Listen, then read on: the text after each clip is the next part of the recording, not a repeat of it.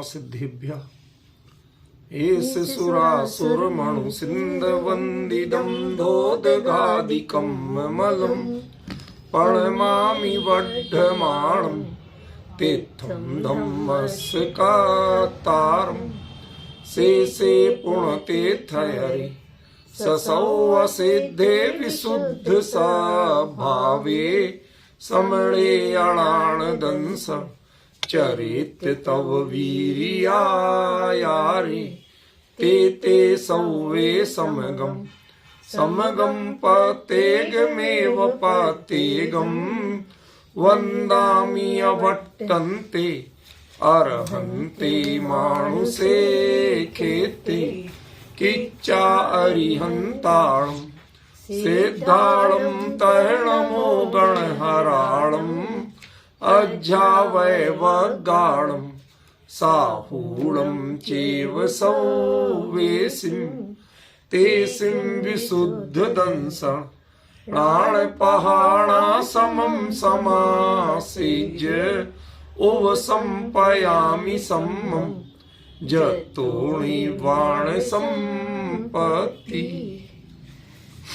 प्रवचन सार परमागम ज्ञान तत्व प्रज्ञापन महाधिकार गाथा 63 पृष्ठ 114। मणु आसुरा मरिंदा अहेदुदा इंदिये ही सहजेहिम असहंता तम दुखम रमन्ति विषये सुरमेषु। शब्दार्थ मणु ये मनुष्यों के इंद्र अर्थात चक्रवर्ती, असुरों के इंद्र 74 आपको कल 2-3 दिन से बता रहे हैं, रिपीट नहीं करूंगा, और कल्पवासियों के इंद्र 24, ये जितने भी हैं ये सहजेहिम इंद्रियहिम अहेदुदा, उनको जो सहज माने जब से देह ग्रहण की है, जब से संसार में है तब से इंद्रियों के मांगों से पीड़ित हैं।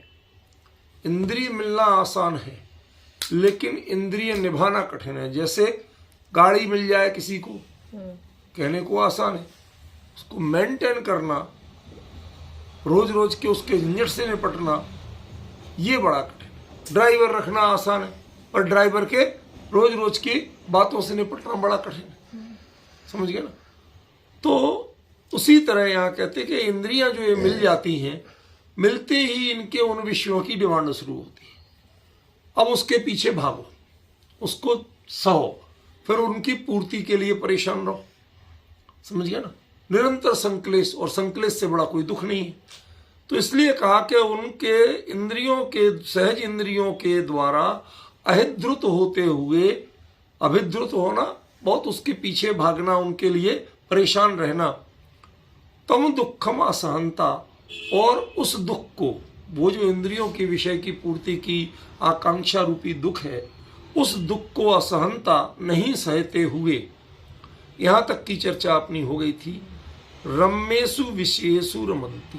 बस ये चर्चा अपनी चलना बाकी है, जो आज अपनी चलेगी, कि वो रमणीय विषयों में रमते हैं। हमारे यहाँ एक बड़ी विडंबना देखी जाती है कि घरों में प्रायः भोजन कैसा बनता है कि खाने वाला प्रमुख व्यक्ति जैसा हो उसके अनुसार बनता है। क्या अच्छा माना जाता है? किसी के यहाँ महाराज जी का चौका लगना हो या किसी त्यागी वृत्ति का कुछ होना हो, तो उस दिन सारी चीजें, अन्यथा हल्दी नहीं खाते, बिना हल्दी की ही बनेंगी सब चीजें। अब आंखों को आदत पड़ी है, कुछ मुंह के स्वाद की भी खराब आदत होगी, तो बच्चे नहीं लेते। अरे साहब ये कैसी दाल बना दी, ये कैसी सब्जी विचित्र सी लग रही। समझ गए? कोई टमाटर है तो अब बिना टमाटर के तो हमारे यहाँ हड़ताल हो जाए कि भैया अब तो कुछ भी नहीं बनना, बने का ऐसे दाल सब्जी। मतलब ऐसी ऐसी जो चीजें हैं, वो आपके यहाँ मेन्यू जो बदलता है, वो किसके हिसाब से बदलता है, उसमें रुचि जो देखी जाती है, अनुकूलता देखी जाती है, वो किसकी देखी जाती है? बस हमें तो ये बताओ, हम तो ये पूछ रहे, वो पसंद किसकी देखी जाती है? वो व्यक्ति की जो प्रमुख है, जिसकी प्रमुखता से भोजन बन रहा है। तो पसंद उसकी देखी जाती है, अनुकूलता उसकी देखी जाती है, पूरे घर की नहीं देखी जाती और लोगों की नहीं देखी जाती। समझ गए? असली पसंद जो प्रमुख है उसके अनुकूल सब कुछ बनेगा। देखो, एक अच्छी परंपरा थी पहले, जिनकी बहुत से लोग थे घरों में, मुनिराज के लिए चौका लगता था। एक परिपाटी थी, हमारे गृहस्थों का नियम था, अब तो भूल भाल गए लोग।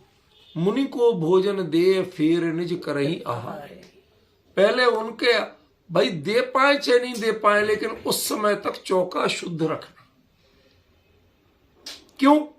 पता नहीं कब आ जाए। उनको असली अतिथि कहा जाता। आज जैसे फिक्स प्रोग्राम वाले थोड़ी होते। समझ गए ना उनके ब्रह्मचारी आपके घर पे आके खड़ा होता है। वो तो जंगल से निकल के आते थे, चुपचाप अपने आकड़ी लेके चक्कर लगाया और अपने चुपचाप चले गए। मिल गया तो मिल गया, नहीं मिल गया नहीं मिल गया। तो जो असली मुनिचर्या थी वो तो खैर अब अत्यंत विरल दुर्लभ चीज हो गई है, लेकिन थी तो वही ना। और ऐसे असली अतिथियों जिनकी कोई डेट नहीं, कोई फिक्स वो नहीं, बस सुबह के 2 घड़ी का समय जैसे इंतजार करना या जो भी समय इंतजार करना, जो उनकी संभावना रहती है, तब तक लोग चौका जूठा नहीं करते थे। हम लोगों के यहाँ रूपलवना विश्वास नहीं करोगी, 2 किचन होते थे, मेन किचन और एक छोटी सी पेंट्री टाइप किचन। अब बच्चे छोटे होते, नहीं मानते, और चौका जूठा नहीं हो सकता, तो वो अलग ही बनता था। थोड़ा बहुत बच्चों को चाय वगैरह दे दो, दूध दे दो बना के, थोड़ा बहुत उनको कुछ लेना तो भैया उधर उधर कर लो, और चलो इधर खाना पीना फैलेगा नहीं ना, इधर खाओगे तुम, चलो इधर पीछे कमरे बैठ के खाना। मतलब कोई खाते पीते घर का दिख गया, उल्टा अर्थ नहीं लगाना, खाते पीते घर का नहीं है, घर का व्यक्ति खाते पीते दिख गया, अभिप्राय है, नहीं तो खाते पीते घर का दूसरा ही अर्थ होता। आजकल बड़ी समस्या है, लोग कुछ का कुछ समझने को तैयार बैठे रहते, सीधा तो कम समझेंगे, जो कहना चाहते उल्टा समझने को तैयार बैठे। कोई घर का व्यक्ति खाते पीते दिख गया तो उसके घर में आहार गारंटी से नहीं होना। समझ गया? और आजकल ऐसी कसमें करने लगे नियम, तो आहार ही नहीं होना। क्यों? कौन घर में इतने कंट्रोल रख पाते हैं, कौन किसके क्या चल रहा है, लोगों को विवेक कितना है। फिर भी पहले घर में भोजन ही वैसा बनेगा। गांव में कहीं मुनिराज आए, पता चल गया कि हाँ नजदीक है, किसी मंदिर में, धर्मशाला में, या कहीं बाहर आसपास के छोटे मोटे तीर्थ पर रुके हैं, तो घरों में सबके चौके लगने शुरू हो जाते थे। और हर घर में बनेगा क्या? जो मुनिराज के निमित्त नहीं बनता था, लेकिन उनके अनुकूलता का बनता था। देखो, उनकी अनुकूलता और जमाई की अनुकूलता एक नहीं होती। जमाई की अनुकूलता में गरिष्ठता बढ़ती है, खर्चा बढ़ता है, और मुनिराज की अनुकूलता में जो खर्चा होता वो उल्टा कम हो जाता था। हल्दी नहीं खाएंगे, नमक नहीं खाएंगे, टमाटर नहीं खाएंगे, फला नहीं खाएंगे, ढिमका नहीं, होते होते वो रूखी रोटी या थोड़ी बहुत घी से चिपड़ी गई तो चिपड़ी गई, और अपना सादा उबला दाल सब्जी, बस। इसके अलावा तो बनते ही नहीं। सच कह रहा हूं, बनता नहीं। बहुत दिनों पहले की बात है, एक सच्चा अपना मन की बात बता रहा हूं। मैं कहीं गया था, डिटेल कुछ नहीं बताऊंगा, हम दोनों ही थे। तो ऐसी तीर्थ क्षेत्र था कोई, तो वहां पर हम अपने धर्मशाला कहीं से निकले, पहाड़ वंदना करने गए, लौट के आ रहे थे, तो पैदल पैदल आसपास के कुछ मंदिरों के दर्शन करने चले। तो जो जा रहे थे उन मंदिरों को, नहीं पहाड़ तो एक दिन पहले किया था, अगले दिन तो आसपास के मंदिरों के दर्शन करने जा रहे, तो कोई ऐसी झोपड़ी सी थी, सिंपल मकान था, तो कोई जैनी भाई रहते होंगे। अब उनकी हालत बाय द वे बहुत कमजोर थी, बहुत कमजोर थी। तो उन्होंने अब जिस भाव से कहा, देखो हम किसी के भाव का अपमान नहीं करेंगे, अगले उसके बावजूद उनके संस्कार तो थे, तो कहते हम चौका लगा रहे हैं और हमें खर्चे की व्यवस्था नहीं, कैसे लगाएं। कर रहे जो भी बन रहा अपना कर तो रही है, लेकिन अब महाराज जी लायक लौकी की सब्जी बना लेते तो अच्छा था, कम से कम कुछ तो अपने भी श्रावक का कुछ कर्तव्य होता है कि भाई ठीक है पकवान नहीं दो, गर्श नहीं दो, पर लौकी तो स्वास्थ्य के लिए अनुकूल वस्तु है बहुत, तो एक और सात्विक है, जैन सब्जी है प्योर। तो उन्होंने कहा हमने वो तो कर दिया, सब कर दिया। फिर बोला मैंने ऐसी जिज्ञासा से पूछा, उनके आदमी चले गए लेने, मैंने जिज्ञासा से पूछा, हमने कहा आप लोग कैसे करते हो? कहते साहब हमारे पुराने संस्कार ऐसे हैं कि कोई महाराज जी का हो आना तो उस दिन हमारे यहाँ, चाहे अब हम गरीब आदमी हम लोगों के यहाँ नहीं आते नॉर्मली, लेकिन हम लगाते जरूर हैं और तब तक नहीं भोजन करते जब तक महाराज जी का पूरा वो तो आवा हल्ला फैल जाता है कि हाँ हो गया, हार फला के घर हो गया, बातों बातों में हो गया, तो उसके बाद में फिर हम भोजन करते। कैसा बनाते हो? बच्चे कभी जिद नहीं करते और नहीं हम तो उबली हुई बनाते हैं, लेकिन वो अकेले अभाव के कारण नहीं बनाते, वो मुनिराज की आहार की अनुकूलता के कारण बनाते। हल्दी कभी नहीं डालते, हमारे यहाँ हल्दी के छौंक वगैरह लगेगा तो जब महाराज जी का आहार हो जाएगा तब लगेगा, उसके पहले चौका शुद्ध रहता, ठीक है ना। तो आपके घर की सबसे बड़ी अनुकूलता क्या है, सबसे रमणीयता क्या है, सबसे अच्छी पसंद क्या है? कि जो महाराज जी की अनुकूलता है वही हमारी पसंद है। अब डिफरेंस समझ रहे? ये बात खाली रम्यसु का अर्थ बताने के लिए कह रहा हूं कि रमणीय का मतलब क्या, रमणीय व्यक्ति के लिए, अच्छा लगने वाला विषय व्यक्ति के लिए, या अच्छा लगने वाला विषय इंद्रियों के लिए? इंद्रियों के लिए है, यहाँ व्यक्ति के लिए नहीं है। हाँ, यहाँ इंद्रियों। तो यह जब गाथा का अर्थ यहाँ करेंगे तो कहीं और का अर्थ क्यों बताएंगे? यहाँ तो इंद्रियों। समझ रहे हैं? वो रमणीय विषयों में रमते हैं, तुम उस दुख को सहन नहीं करते हुए रमणीय विषयों में रमते हैं। ये रमणीयता का जो रूप है, ये रमणीयता व्यक्ति की पसंद नहीं है, ये उसकी अभिरुचि का प्रतीक नहीं है, ये वास्तव में प्रतीक है इंद्रियों का। जब हम धर्म साधन करते हैं और मुनिराज आदि के लिए ऐसा करते हैं, घर की चौके की पवित्रता, तो वह आपके लिए प्रशंसनीय बनाती है, बधाई की योग्य बनाती है कि आपके घर में ऐसे संस्कार हैं तो सही कि आप अपने घर की अभिरुचियां, अविरत पने की अभिरुचियां छोड़ के महावृत्तियों की अनुकूल सारी चीजें करते हैं। उद्दिष्ट आहार नहीं बनाते, लेकिन साहब घर में हम बनता ही ऐसा, समझ गए? रूपल बहन आपको याद होगा, मैंने बताया था रक्षाबंधन की कथा में कि जब 7 दिन बाद मुनिराज के उपसर्ग दूर होने पे आहार का तो होना ही होना था, तो उस समय पूरे हस्तिनापुर में एक एक घर में जैनियों के सिर्फ सेवइयों की खीर बनी थी, दूध में पका के। क्यों? क्योंकि 7 दिन यहाँ गर्मी के, वो बारिश का जो समय होता है ना, बहुत तपने वाली धूप होती है, चोने वाली, वो धूप में ही खड़े हो जाओ 2 घंटे तो गले में कांटे उगने लगे प्यास के मारे। 7 दिन चारों ओर आग जल रही और ऊपर से सूर्य तप रहा, उसकी राख उड़ रही है, कितनी गरम गरम। उस स्थिति में 7 दिन रहने वाले उनके कंठ की क्या हालत हुई होगी। तो ये उद्दिष्ट आहार नहीं था, हर घर में वही बन रहा। अब जहां जिसके आहार हो जाए, जो पड़क जाए, अब डिफरेंस समझ रहे ना? तो ये जो भावना थी होती है, ये भावना जब हम मोक्ष के पथिकों के अनुकूलता देखते हैं, आत्महित के मार्ग पर चलने वालों की अनुकूलता देख के हम अपने आप को मोटिवेट करते हैं, चेंज करते हैं, अपनी लाइफ स्टाइल, अपनी सोच बदलते हैं, तो उसको कहते हैं प्रशंसनीय। अब इसी को थोड़ा सा पिक्चर थोड़ी बदल रहे हैं, 180 डिग्री पे घुमा रहे हैं।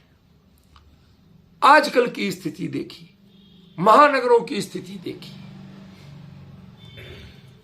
तो वहां क्या होता है भाई, उतना ही बनाना जितना महाराज जी हो उनके प्रसादी वाले ले जाए। बाकी घर के बच्चों भाई वो नहीं मानते, फिर तो वो आलू क्या करे साहब, बच्चे मानते ही नहीं, वो दूसरी सब्जी खाने को तैयार नहीं। अब आप अंतर समझिए, यदि रमणीयता निकृष्ट लोगों की देखी जाएगी तो आप निंदनीय होंगे, और रमणीयता मोक्ष मार्गियों की, महापुरुषों की देखी जाएगी तो आप प्रशंसनीय होंगे। समझ गए? रमणीय विषयों में रमना अकेला इतना कहना अपराध नहीं है, लेकिन वो रमणीय किसके लिए था? कहने को तो आपने जिनवाणी सुनी, कहने को तो आपने प्रक्षाल किया, लेकिन उसके पीछे रमणीयता का अंश किसको जा रहा था? किसी लौकिक कामना को जा रहा था कि आत्मित की भावना को जा रहा था? बोलते तो हैं लेकिन अंदर में आजकल जो शांति धारा के नाम पे चल गया है प्रपंच, इसका सबसे बड़ा अपराध कोई है, वे सोच समझ के बड़ी शालीनता से अपराध शब्द का प्रयोग कर रहा हूं। सबसे बड़ा अपराध कोई है तो जो वीतरागी मिथ्यात्व मिटाने के लिए केंद्र थे, उनके निमित्त थे, उनके निमित्त से मिथ्यात्व बढ़ाया जा रहा। तुम मांगो तुम्हारे इसके रोग ठीक हो, भोग ठीक हो, क्या क्या ठीक हो, बेटा पास हो जाए, उनके जन्मदिन की अरे जो 18 दोष तीर्थंकर के नाम सामने जिनकी चर्चा करना भगवान के मंदिर में अपराध है, आप उनके लिए कहते हो? आप किस पद के धारी हो मुझे बताएंगे? आप हो कौन? आपने जिनवाणी पढ़ी भी है क्या? उन वीतराग परमात्मा का स्वरूप भी जानते हो क्या? जब एक मुनिराज के लिए उनकी अनुकूलता का हार बनना जरूरी है, तो 3 लोक के नाथ के लिए उनकी मर्यादा के अनुसार आचार होना जरूरी है कि नहीं? बराबर। बताइए मुझे क्लियर, मैं सुनने को तैयार बैठा हूं आपसे। आज जब कोई 3 लोग जो मुनिराज जो है उनकी रुचि के विपरीत जो संसार के अपने लोग हैं, मेहमान आएंगे, थोड़ा हल्दीराम का नमकीन ले आना, अब इतने लोगों के लिए महाराज जी वाले चौके का नमकीन जो बनाया वो कहां पूरा पड़ेगा? कौन बनाए? वो भी एक महाराज ने लगाई थी तो उसने बना दिया। देखो क्या विचित्र ही होगी। एक महाराज वो है और एक महाराज ये है। जो महाराज के लायक बनाना तो जानते लेकिन खाना नहीं जानते। आप समझ रहे? महाराज माने कि रसोइयों को बोलते ना, उस अर्थ में क्या? एक निर्ग्रंथ मुनिराज हैं जिनको हम महाराज कहते हैं, उनके अनुकूल खाना आहार बनाना तो जानते हैं, उसके लिए लगा दिया भैया हमारे घर की बहुओं को आते ही नहीं, क्या करें साहब, वो तो अभी अलमिया की मसाला डाल देंगे, पता ही नहीं है। तो पड़ोस में रिश्तेदारी में कोई हो जिनके चौको, भैया आज तुम आ जाना जरा, आज हमने भी रखा है, कर देना भैया, हमें तो पता नहीं क्या होता। तुम लोग क्या करोगे यदि हमने बना दिया कि नहीं वो तो हमारा तो अलग बनेगा, हम वो नहीं खाने वाले, हम तो उनको खिला के फुर्सत हो। ये विडंबना, आपके यहां पसंद भिन्न है और ज्ञानियों की पसंद भिन्न है। समस्या तो यही है कि आपकी पसंद ज्ञानियों की पसंद क्यों नहीं। इसीलिए पहले कहा जाता था देशवृत्ति आहार देते थे और महावृत्ति आहार लेते थे। क्यों? क्योंकि डाइट सिस्टम दोनों का लगभग एक जैसा, उन्हें रस परित्याग भी पता है। समझ गए? वो ज्यादातर समय इन्हीं मुनिराजों के पास बिताते हैं, उनकी एक एक चीज का पता है और मुनि धर्म के लिए खुद तैयारी में है। तो उन्हें पूरी जानकारी है क्या क्या होना चाहिए। तो वो जितनी सहजता से, और उन्हें खुशी होती है चलो साहब यही भोजन हमें मिला, वो हर्षित होते हैं। रमणीयता का अर्थ क्या है ये बताइए आप।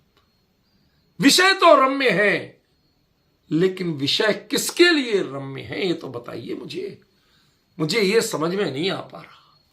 यदि ज्ञानियों के लिए अनुकूलता से आपके आहार बनता है तो आप प्रशंसनीय हैं, अभिनंदनीय हैं। और यदि भोगियों की पसंद का आहार आपके यहां बनता है, आपके यहां कोई वो चीज खाने को तैयार नहीं है, तो तुम्हें चौका लगाने का अधिकार किसने दिया। जिनके फ्रिज चौका आलू प्याज से खाली करो, गोभी बैगन से खाली करो, अरे महाराज जी ने देख लिया तो अंतराय हो जाए। अरे उनके आहार में थोड़ी बन रहा, नहीं सामने सच बता रहा हूं, ये घर की बहू उसमें क्या है आंटी, उनके आहार में थोड़ी बन रहा। अब वो रखे या नहीं रखे, कहां ले जाए। अरे तू कहीं ले जा, अंतराय हो जाएगा। वो जाके अपने बेडरूम में रखा। फिर बच्चे से कहती चिंता मत करो, महाराज जी को जाने दे, अभी लाके बनाऊंगी सब। ये जो अभिरुचियां बदल रही हैं, ये जो पसंदें बदल रही हैं, ये पसंदें आप सो कॉल्ड रूप से जो मुनिराज को आहार देते भी हो तो भी आप प्रशंसनीय नहीं होते, क्योंकि आपने उनकी पसंद को अपने जीवन में नहीं ढाला है। आपने अपनी पसंदें, अपनी वासनाएं सुरक्षित रखी हैं, आपकी डिजायर्स डिफरेंट हैं, और उनके लिए तो फिर तो उद्दिष्ट ही बनेगा, फिर अनुद्दिष्ट हो कहां से सकता। और जब उद्दिष्ट बनाओगे तो मुनि धर्म के विपरीत बनाओगे, और जब मुनि धर्म के विपरीत आहार मुनिराज को दोगे तो उससे पुण्य बंद होगा कि पाप बंद होगा। समझ में आ रहा। इसलिए रम्यसु जो कहा आचार्य ने, उसका असल अर्थ समझना जरूरी है। क्या रमणीय विषय का सेवन करना यह अपराध है?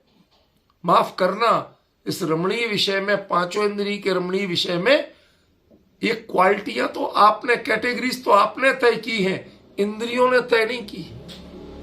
आप फिल्मी गाने सुनो तो भी श्रवण इंद्रिय का विषय, और जिनवाणी सुनो तो भी श्रवण इंद्रिय का विषय। आप पार्टियों में डांस करने जाओ तो भी पैर वही है, और तीर्थ वंदना करने जाओ तो भी पैर वही है। पैर की पसंद क्या है ये महत्वपूर्ण नहीं है। पैर तो सबको पसंद कर लेगा, लेकिन प्रॉब्लम कहां होगी वो जरा पहचानना पड़ेगा आपको। असली आपत्ति की बात क्या है वो जरा आपको पहचानना पड़ेगा। मुद्दे की चीज पैर नहीं मना कर रहा आपको, लेकिन पैर की रमणीयता वह पैर की अनुकूलता देख के हो रही है कि आपके संस्कार की अनुकूलता देख के हो रही है। आज कहते हैं पहाड़ चढ़ने के लिए हम नई चप्पलें ले लेंगे। भाई साहब पहनेंगे तो, लेकिन चप्पल ही नहीं। वहां पर जो मुनिराज साधना की थी, समय सगर की एक एक टोक से करोड़ों करोड़ों जो मोक्ष गए, वो क्या पहन के गए थे भैया, क्या पहन के चढ़े थे? उनके मार्ग पे यदि तुम उनके नजदीक तक, उस पॉइंट तक पहुंचना चाहते हो, तो उस समय के लिए तुम उनका पद्धति नहीं अपना सकते। थोड़ी देर चल के तो देखो वो कैसे चलते थे, थोड़ी देर रह के तो देखो वो कैसे रहते थे। आप अंतर विचारो कभी, समझिए। आपने उनकी अनुकूलता नहीं देखी, तीर्थ की अनुकूलता नहीं देखी, पवित्रता की, आपने अपने भोगों की अनुकूलता देखी, और सारे तीर्थ जो आपके हाथ से जा रहे हैं उसके अपराधी आप स्वयं हैं, कोई दूसरा नहीं।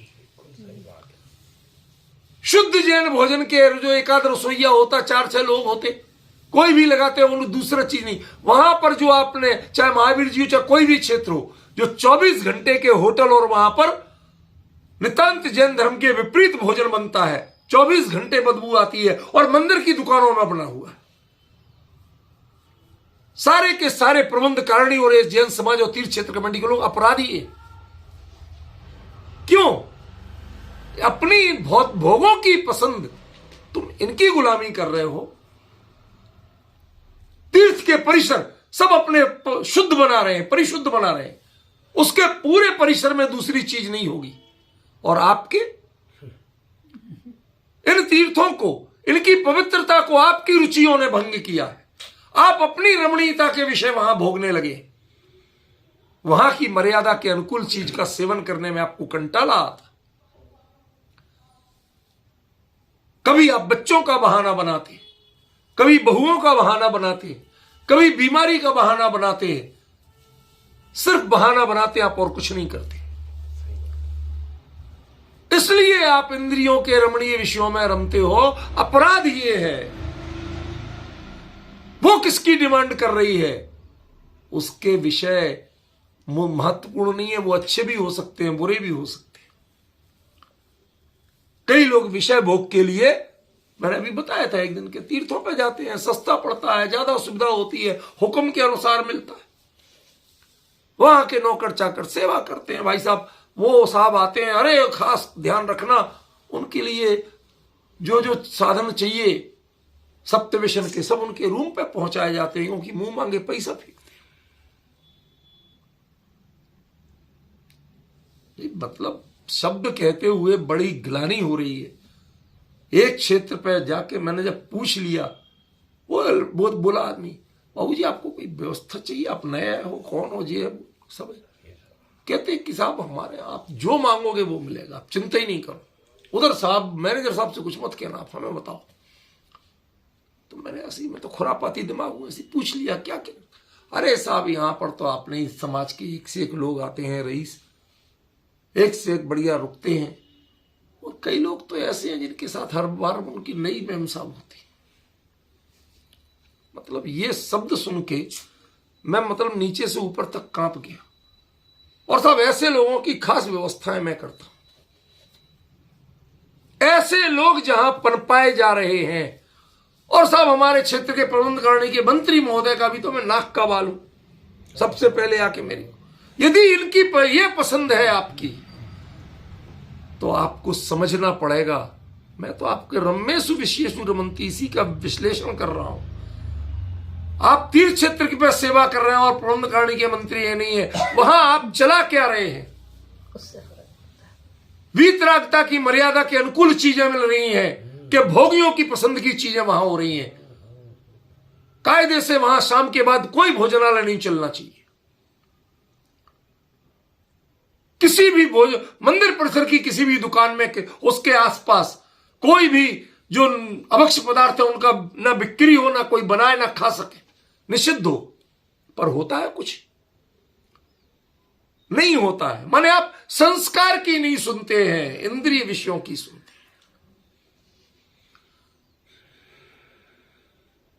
आपके पैर तीर्थ पे गए, ये इंपॉर्टेंट नहीं है। पैरों को क्या पता, जहां ले जाओगे वहां चले जाएंगे। उनकी अनुकूलता आप देखते हो, लेकिन कभी उनको धर्म की अनुकूलता सिखाई आपने, तत्व की अनुकूलता सिखाई। कानों में जिनवाणी बहुत गूंजी, लेकिन आपने अपने उपयोग की रुचि से जिनवाणी कितनी बार सुनाई, कितनी बार विचार किया उसका? साहब हमें तो जिनवाणी बहुत अच्छी लगती है। अच्छा साहब, बहुत अच्छी बात है। क्यों अच्छी लगती जरा बता दो। भाई साहब देखो, ऐसा है, 3 बड़े बड़े फायदे हैं। कि क्या? बहू रानी बोली, एक तो ये सासू मां हमारी बड़ी चंट थी, बुंदेलखंडी में चंट माने तेज तर्रा, बड़ी चंट थी। खुद तो चली जाती हैं जिनवाणी सुनने, वचन का सुनने के लिए। पहले तो दर्शन पूजन, फिर वचन का सुन के आएंगे, और आते ही बहू रानी मुझे ताती ताती चाहिए, गर्मा गर्म। बनाया क्या, रोज रोज वही रान के रख देती। मैं रोज रोज नई नई पसंद के इनके बनाती रह जाऊं, और ये इनकी वचन का असल में और कुछ नहीं होती है। 4-6 लेडीज जो बैठ गई पास में, वचन का वाले अपने पढ़ रहे हैं। पहले वचन का वाले भी सच्चे वीतरागी होते थे। सच कहता हूं। सुनो नहीं वो सुनो वीतराग तो वाणी पड़ता है। वीतराग भाव से ही पढ़ते थे। क्यों? उन्हें पता है कि सुनने वालों में जेंट्स तो भूले भटके होते थे। समझ गए ना? यही लेडी जी बैठती थी और वो आपस में फला की बहू वो फला की बिटिया, यही चलता रहता था उनका। बचन का हो गई तो बहू को सब पता था, ये करती रहती हैं। उसने कहा चलो अब की बार सासू माँ को मैं इनको जवाब दूंगी, इनको सिखाऊंगी। तो उसने कोई महाराज जी आए, आहार हुआ। उसने कहा महाराज जी मुझे तो ये नियम दो, मेरी बहुत दिनों से भावना है कि मैं 11:30 के पहले मंदिर से निकलूं ही नहीं। 11:30 तक मैं बिल्कुल मंदिर में प्रक्षाल पूजन स्वाध्याय जो जो होते हैं सब काम देखूं, शांति से सुनूं, जिनवाणी सुनूं, मेरा इतना मन लगता है। और आराम से 11:30 के बाद आके तब मैं 12 बजे भोजन करूंगी, उसके पहले मैं लूंगी ही नहीं। अब आपको बताओ कैसी लग रही वो बहू? वो कर क्यों रही है ये कि सासू मां रोज मौज करती है, ये आराम से 10 बजे बाद आती है सुन सुना के वचन का, और आते ही हुक्म झाड़ती है, लाओ अब मैं सासू के ऊपर झाड़ूंगी, लाओ। अब बताओ उसकी जो जिनवाणी की रुचि की बात है वो कितनी साची है। मुझे सिर्फ इतना बता दो, ज्यादा नहीं पूछ रहा हूं। असल में वो अपने इंद्रिय विषयों की पूर्ति कर रही है, अपने अहंकार की पूर्ति कर रही है, उसको ईगो को सेटिस्फाइड कर रही है, या जिनवाणी सुन के अपने संस्कारों को सुधारना चाहती है। समझ में आ रहा है कुछ? रमणीयता किसकी? आप मंदिर में बैठे हो और जिनवाणी सुन रहे हो, इसका कोई बड़ा महत्व नहीं। वहां बैठ के भी जिनवाणी की चर्चा करके भी फिर आपके लिए यदि इंद्रिय विषयों की ही प्रधानता है तो विचारिए आप फिर किसकी पूर्ति कर रहे हो। सही बात है। क्यों? तेज गर्मी के दिन हो और घर में एसी नहीं हो, मंदिर में एसी हो, और फिर नियम लो कि हम तो सुबह 10 बजे से लेके शाम को 4 बजे तक मंदिर जी में ही बैठ के पाठ करेंगे। रूपल बहन कितना अच्छा नियम लिया। 10 बजे से लेके 4 बजे तक रोज हम मंदिर जी में बैठ के भगवान के सामने ही भक्तम्बर जी का पाठ करेंगे। मैं आपको पोले खोल रहा हूं। रमणीयता किसकी? इंद्रियों की। यदि भोगों की रमणीयता है, उसके लिए धर्म का बहाना हो ढूंढा जा रहा है। क्यों? हमें कौन कमाए, कौन मेहनत करे, कौन ये लेडीज के इशारों पे चलने के, चलो बढ़िया अच्छा है, हो गए साहब, संघ में आराम से भोजन मिलता है, ठीक है नहीं?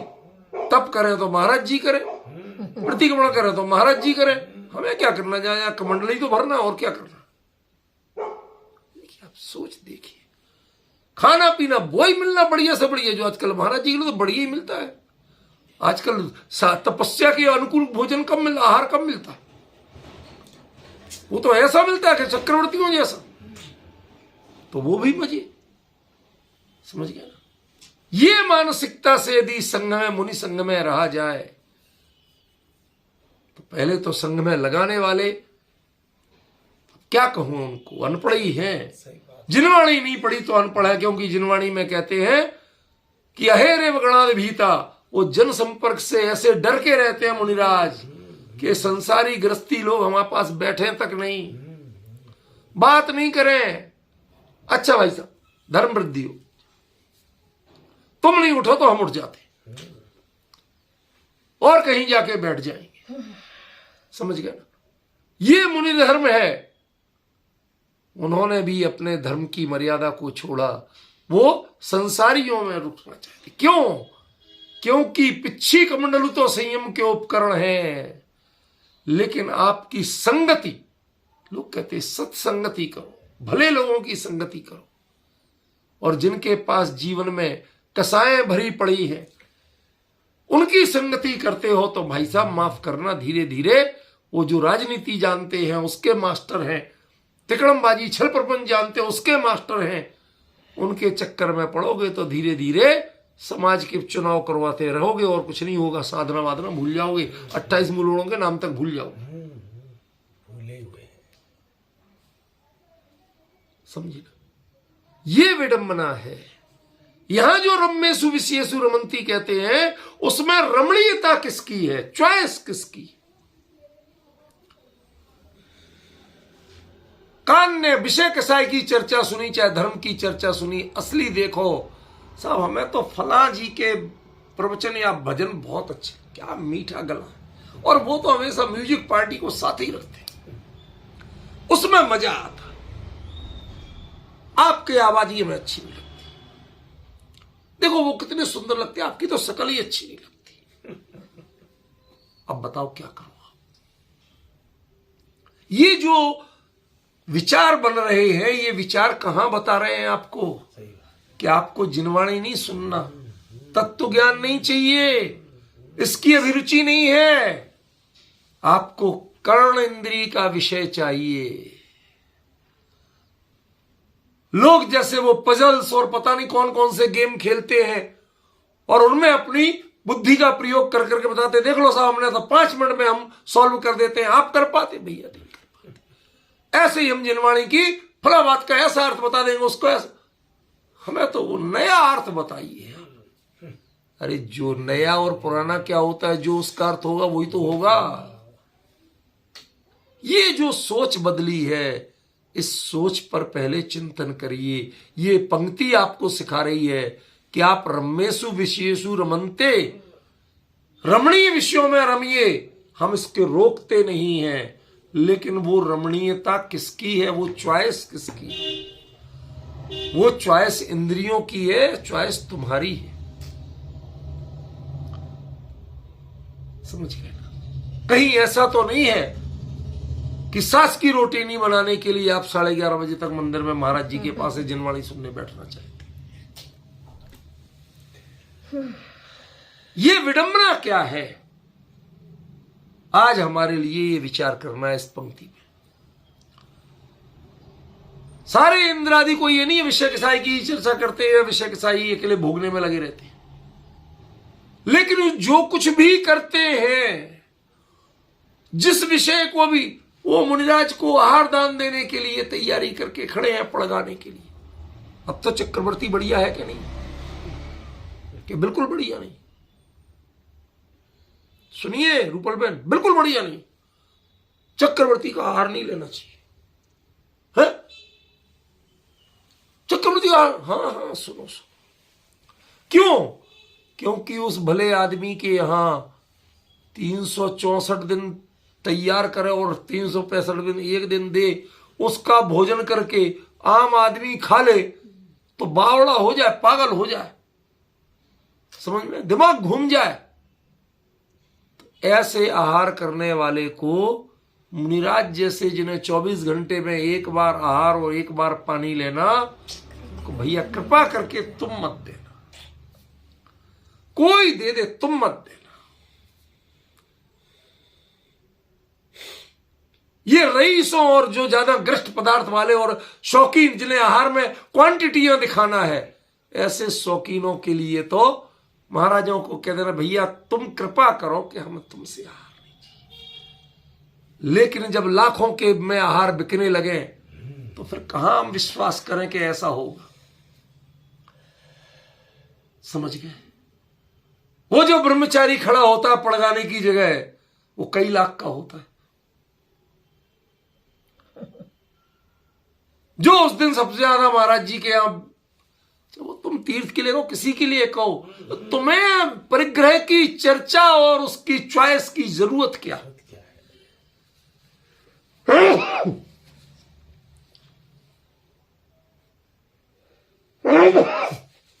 मेरा जो प्रश्न है, इसकी चिंता तुम क्यों करो? अरे साहब हमारे तीर्थों का क्या हो? मंदिरों का क्या? अरे समाज में कमेटियां हैं, इन सब में उठापटक होती है, इनमें हिंसा के कर्म भी होते हैं। हिंसा माने मारकाट नहीं कह रहा हूं। अरे एक थोड़ा सा जीर्णोद्धार भी कराओगे, अब वो पानी कितना छनके डलता है। ये जितने जो आज ताबड़तोड़ बना रहे हैं, किसी की गारंटी है? क्यों? जो कहीं वो तोड़ने वाले जब तोड़ते हैं, कहीं चींटियों का बिल तो उनने किसी ने आज तक निकाल के प्यार से उनको अलग रखा होगा? समझ गए? ये जरा सोचिए, सोच के जवाब दीजिए कि आपकी रमणीयता क्या है। आप वास्तव में मंदिरों को महान बनाना चाहते हैं या उसके ओट में अपने को महान बनाना चाहते हैं कि ये देखो पहले तुम्हारा ऐसा था, हमने ऐसा बनवा दिया। तुम मान के मंदिर बनाना चाहते हो क्या? मंदिर पवित्रता से बनते हैं, पैसे से नहीं बनते। समझ में आया? जब विचार पवित्र होंगे, संस्कार पवित्र होंगे, उद्देश्य पवित्र होगा, तो पैसे की कमी के कारण जिन मंदिर आज तक ना रुके हैं, ना कभी रुकेंगे, लेकिन वो उनकी मर्यादा के लिए हो, उस पवित्रता से हो, वो खाली मैं को प्रदर्शन करने के लिए नहीं हो। यदि चाहे इंद्रिय का हो, चाहे कषाय का हो, किसी की पूर्ति का उद्देश्य है। इनकी रमणीयता देखी जा रही है, कभी इंद्रिय की, कभी कषाय की। बड़ी विचित्र स्थिति है। सेकंड स्टेप पे आ रहा हूं, इंद्रिय के साथ यह कषाय शब्द भी। इंद्रियों की डिमांड एक चीज है और उसमें आपकी कषायों को रुझान दूसरी चीज है। क्यों कर रहे हैं आप ऐसा? समझ रहे हो? वहां चिंता होती है, वहां विचारणीय लगता है कि ऐसा हम क्यों कर रहे हैं। कभी विचारा हमने? पर कर रहे हैं। विचारिए आप ऐसा क्यों कर रहे हैं। उसमें पूर्ति खाली इंद्रिय विषय की है। इस जीव ने कभी चटोरपना मांगा नहीं। वो ये तो अकेले स्वाद बताती है, इसका काम तो स्वाद है। स्वाद और चटोरपना दो अलग अलग जातियां। समझ गए ना? वो जो तेज मिर्ची के चटकारे लेते हो ना आप, उस जीव के ऊपर बहुत भारी पड़ते हैं। साइंटिफिकली विचारो तो टेस्ट सेल्स डैमेज होते हैं उससे। जो तेज परफ्यूम आदि लगाते हैं उनसे नाक की सूंघने की शक्ति समाप्त होती है। आप तो इंद्रिय विषयों के विपरीत जा रहे हो। कहते साहब तब तो हम धर्मात्मा हो गए भाई, हम रोज डियो लगा के आएंगे। अरे ये तुम क्या अनर्थ कर रहे हो। यदि कषायों की अनुकूलता देखने लगोगे, रमणीयता देखने लगोगे, तब तो इंद्रियां विचार बेचारी ही कहलाएंगी। क्या उनकी सुनता कौन है? समझ में आ रहा ना? इन इंद्रियों को बेचारा मत बनाओ। अकेले इनकी अनुकूलता सुनते हो जब तक, तो फिर भी थोड़ा बहुत क्षम्य है, क्योंकि आहार संज्ञा, भय संज्ञा, मैथुन संज्ञा, परिग्रह संज्ञा, ये तो संज्ञाएं हैं। इनका अपना प्रकोप चलेगा, जो कुछ होगा। ये प्रशंसनीय नहीं है, लेकिन ये इतनी बड़ी बाधक नहीं है जितनी बड़ी बाधक फिर इनमें कषायों का इंटरेस्ट जुड़ना है। कषायों की पसंद देखी जाने लगी, तब तो बहुत ही अनर्थ होना है भाई। आज इंद्रियों की अनुकूलता से कषाय की अनुकूलता ज्यादा। क्यों? ठंडे बहुत तेज पड़ रही हैं। चिरू की शॉल, पश्मीना की शॉल। क्यों? जानते हो क्या होता है? पश्मीना जात की एक बकरी होती है जो बहुत ऊंचे पहाड़ों पर रहती है, ठीक है ना? बर्फीले एरिया में ही रहती है। उसके बाल बेहद मुलायम और पतले होते हैं, समझिए। उसको फिर उसके पूरे बाल उतार के वापस भेज देते हो आप।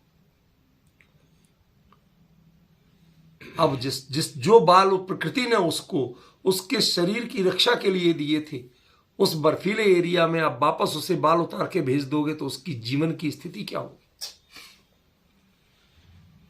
बाल कोई ऐसी चीज तो नहीं है कि जो तुरंत बढ़ जाएगी, और जो ही बढ़ जाएगी फिर आपको वही करना, क्योंकि आपको तो अपना बिजनेस करना। उसके बाल नहीं बढ़ाते हो आप, उसके लिए भोजन देके एहसान नहीं करते हो आप, उसके बाल उतारने के लिए आप सारे काम करते हो। और फिर उस मुलायम बालों से जो पतला सूत, मुलायम सूत काट करके, ऊन काट करके जो बनाए जाते हैं, उनको कहते थे उन्ना, बुंदेलखंडी में हमारे बोलते कपड़ा उन्ना। क्या डिफरेंस है इसको? ऐसी कपड़ा लत्ता भी बोलते थे। लत्ता वो है जो लातों से जिनका यूज किया जाए, पैर वैर पोंछने, झाड़ू पोंछे जैसे रूप में जो हो, वो लत्ते हैं। जो पहने जाए वो कपड़े हैं। और जो ठंड, ऊन बोलते ना, इसका मूल रूप है ऊन। वो उस ऊन से बने तो उन्ना है, गर्म कपड़े। अभी हम लोग जो उन्ना पहन रहे, अरे जो सहज उनकी ऊन वगैरह निकलता है, पता है मुनिराज वगैरह के हार के समय में आप नहीं पहन सकते, कायदे से पूजा में वो नहीं पहन सकते, समझे कि नहीं? तो वो ऊन क्या है? जानवरों के वो बाल लेके बने। और चिरू तो वो है कि उसकी पूरे बाल सहित खाल। एक बहुत ऊंचे पहाड़ों पर रहने वाला देवदारू, उस पर एक छोटा सा जानवर होता है, उसको लोग बढ़ने देते हैं तब तक। ज्यादा बड़ा हो गया तो उसकी खाल और बाल दोनों थोड़े स्वस्थ हो जाएंगे, सख्त हो जाएंगे। तो लोग 8-8, 10-10 लाख रुपए एक शॉल के नहीं देंगे, इसकी खाल के नहीं देंगे। जो चिरू के शॉल बोलते हैं वो चिरू के शॉल नहीं है, ये पुरानी दिल्ली के रईसों के, आप पूछो आप कितनों के यहां होंगे, शान से बताते हैं हम चिरू का शॉल ओढ़ते हैं। शॉल नहीं है, खाल ओढ़ते हो आप, चमड़ा ओढ़ते हो आप, समझे? आपकी सुविधा के लिए, और उसको मारा जाता है। यह है कसाई की रमणीयता। अब हमें क्रूरता पसंद आने लगी है अपनी सुविधा के लिए। अब हमारे लिए इसमें खेद नहीं होता कि उसके लिए जान किसकी जाती है, पीड़ा किसको दी जाती है, वो हमें कष्ट नहीं होता। क्यों? जो चमड़ा प्रयोग करते हैं उनके लिए बोलते कॉफ लेदर। जानते हो कॉफ लेदर क्या होता है? गाय का जो बछड़ा, कई बार तो गाय जो आजकल गर्भवती भी कत्ल खानों में काटी जाती हैं, उनके गर्भ से बछड़ा निकाल के उसकी जिंदा होते हुए भी उसको खाल उतारी जाती है, और उससे जो बनता है, या नहीं तो जो नवजात बछड़ा हो उसके ऊपर एकदम गर्म पानी डाल दिया खोलता सा, ताकि उसके बाल उतर जाए और इसके जो चमड़ा है वो मुलायम रह जाए, उसको निकाल के। अरे मैं आपको जिनवाणी की चर्चा में ये बातें करना नहीं चाहता, लेकिन मुझे तो कसाई की रमणीयता की विरूपता दिखानी है, इसलिए बोल रहा हूं। अब आप जो कहते हैं कि मैंने ऐसे कपड़े पहने, मैंने ऐसी चीजें, क्या कहे आपको? आपको पता है पवन जी, हमारे जिन धर्म के अनुसार जो जैन वास्तु है उसके अनुसार कहीं चमड़ा, बाल, मृत बाल, ठीक है ना, हड्डी, ये चीजों घर में रखना, ये घर को फिर उस घर में जिनवाणी नहीं रखी जा सकती।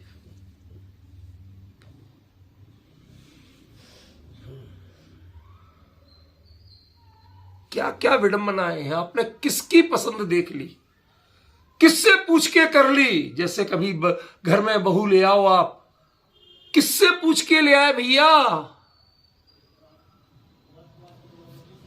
जो बहू पूछती है कि आपके घर में बार नहीं है? ये सच बता रहा हूं रूपल बहन, कुछ दिन पहले की घटना है। जिनके दादाजी रोज मुनिराजों को हार देते थे, उनकी बहू पूछ रही है।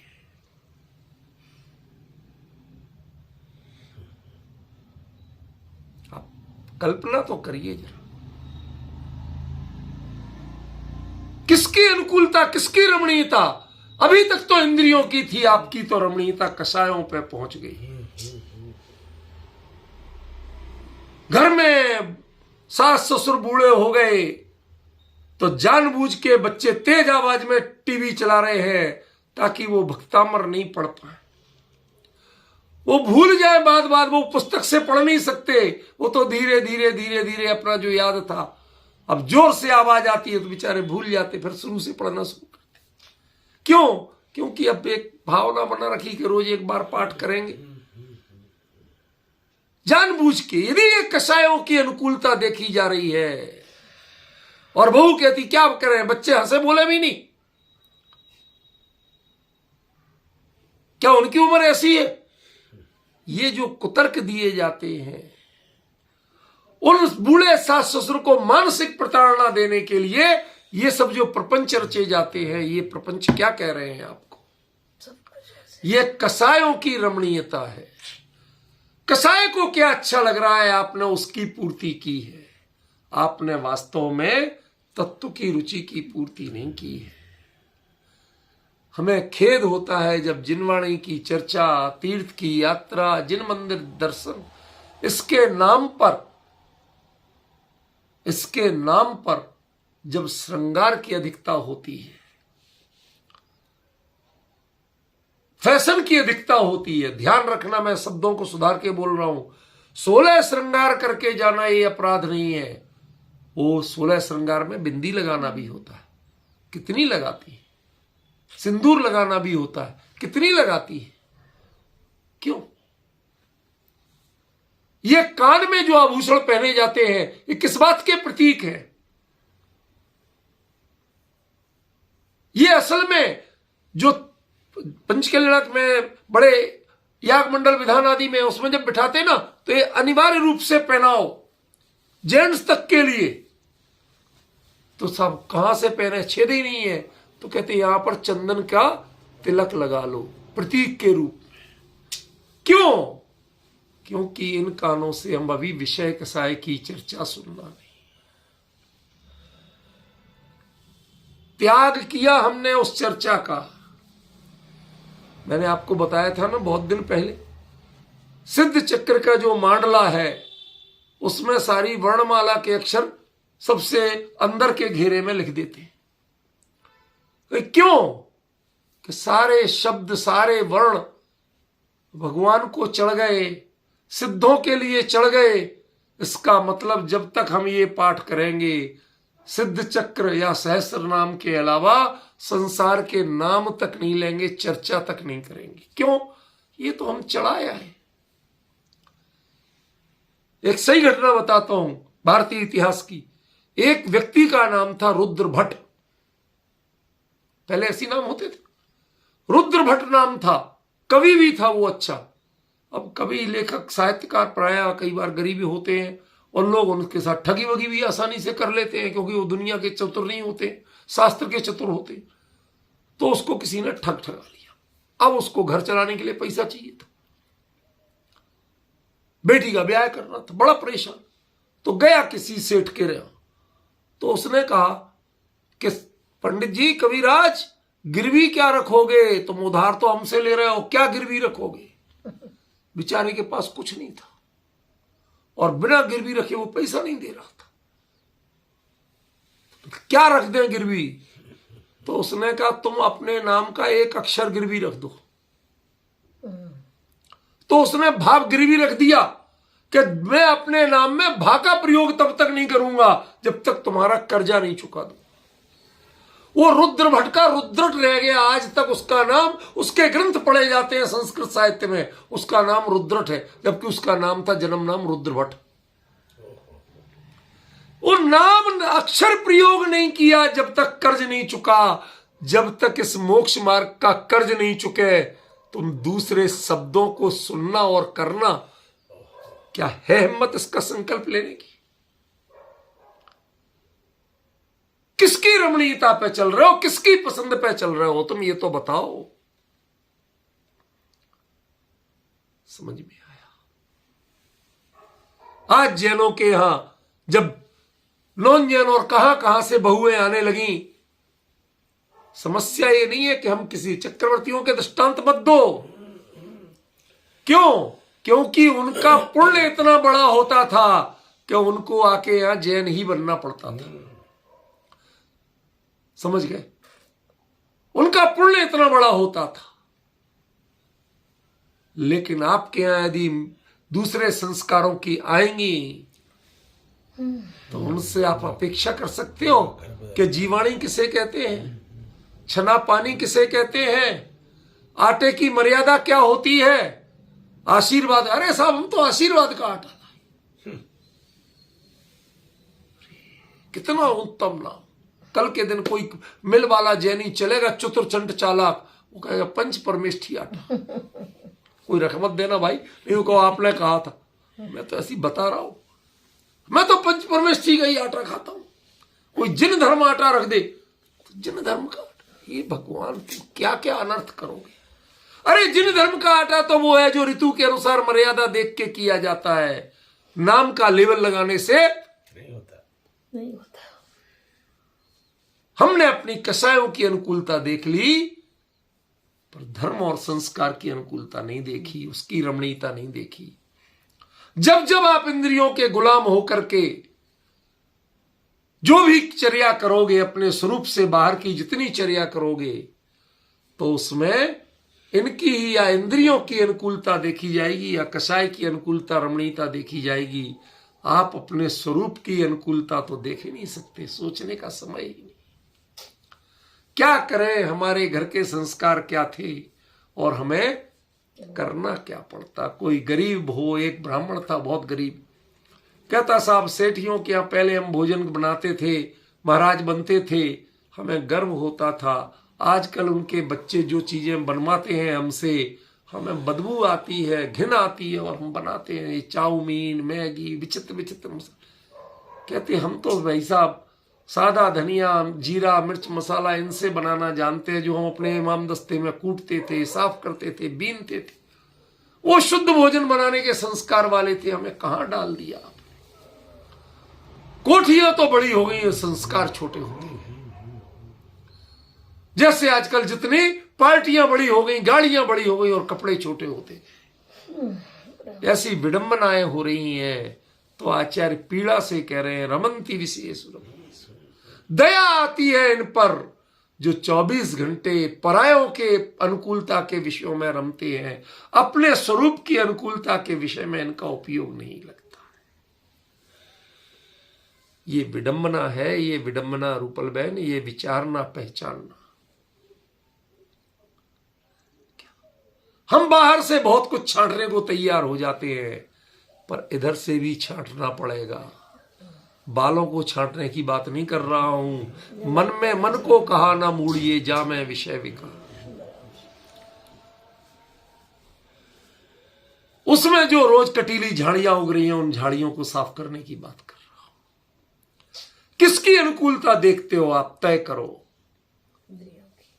ज्ञानियों की अनुकूलता देखी, हमें ऐतराज नहीं है।